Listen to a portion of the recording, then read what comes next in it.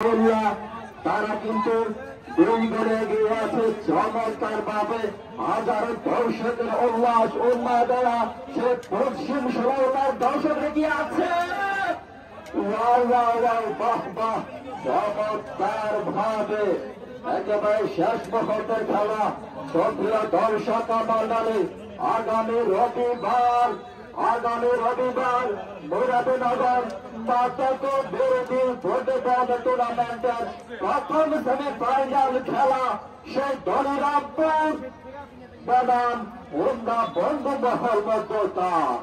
দারুণ ভাবে হিনু ভাই আপনার হাসি বড় ভালোবাসি অক্লান্ত পরিশ্রম করে যাচ্ছেন মাঠে।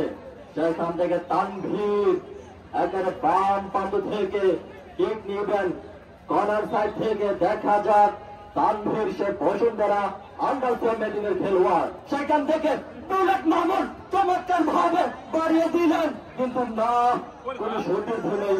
কর্মচারীগুলো পাশে রাখা ডিফেন্ড করে সীমানার বাইরে।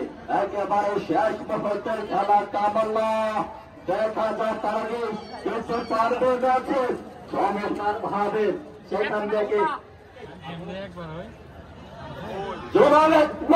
সেখান থেকে বাঘা শরীফ রেখেছে আক্রমণে, বাঘা শরীফ কিন্তু না না না না লক্ষ্য বস্তু কি বাঘা শরীফ দারুণ সুযোগ ছিল।